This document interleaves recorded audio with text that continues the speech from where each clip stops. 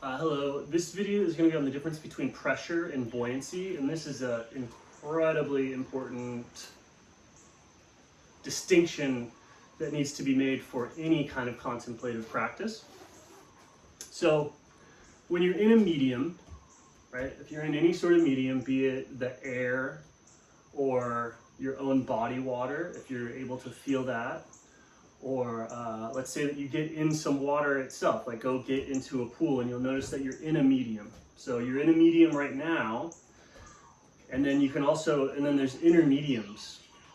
So the more focused you get, the more you can retreat into deeper and deeper intermediums.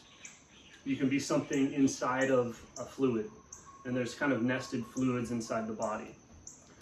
And then those extend out. You're still, the air is a fluid, right? And so when you're in a medium, which is always of varying densities and layers,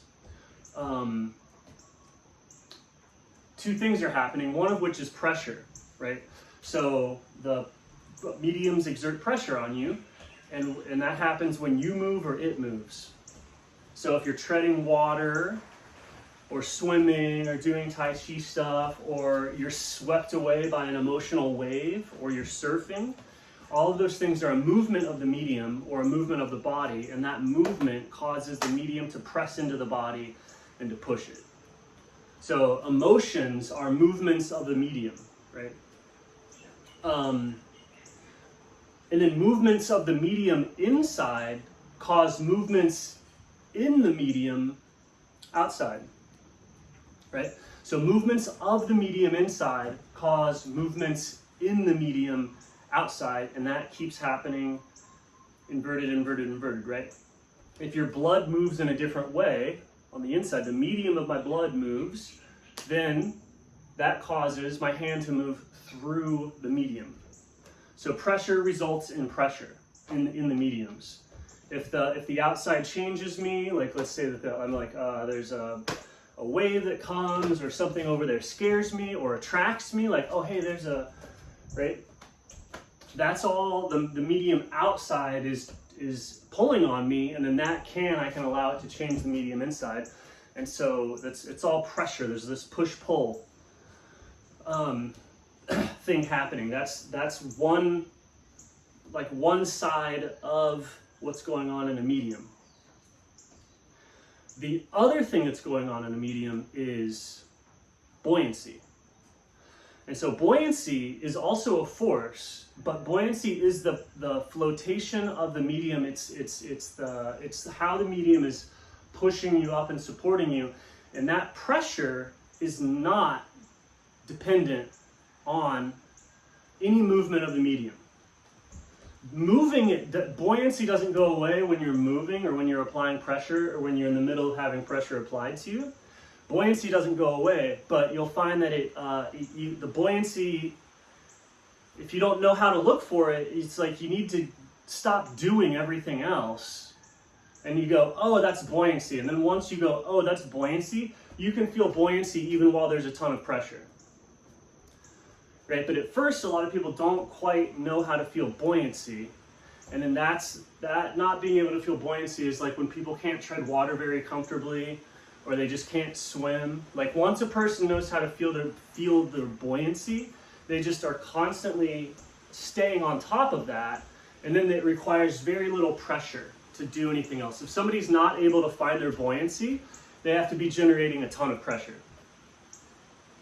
And in fact, half of the pressure that they're doing is like actually fighting the buoyancy, because if they can't feel it, it's because they're fighting it, and that gets you off center, and then you have to do it's just, you can just picture somebody that's not swimming. All that is somebody that's like drowning, like, and then once you've found buoyancy, the idea of drowning becomes insane. Like imagine, like, just if you can swim comfortably and you're able to do it, and then somebody gets in the water and they go, I can't swim, and they're struggling and all that, and it's like you couldn't. If once you have your buoyancy, you can lay. You don't even have to move to swim. You can just lay with your mouth out of the water. It requires zero. You have more buoyancy than you need to float.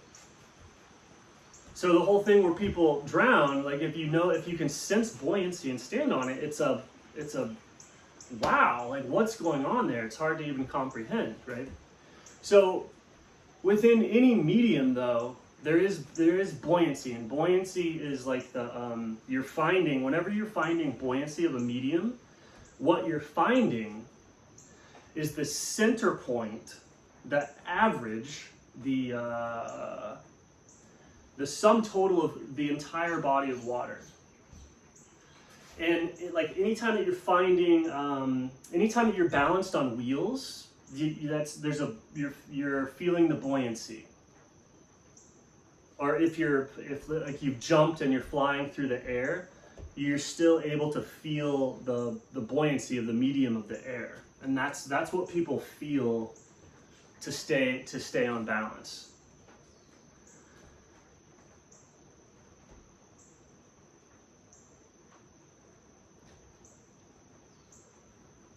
In water, anytime something's moving in water, there's actually a rotation happening. So as a wave goes by, this is a rotational thing is happening.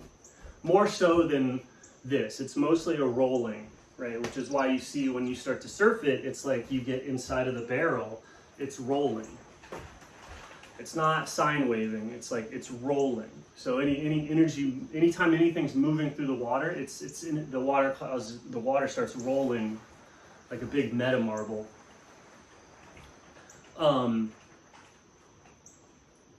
Right, like water converts anything that runs into it into a giant rolling marble of various sizes and lengths. That's just how it accepts energy.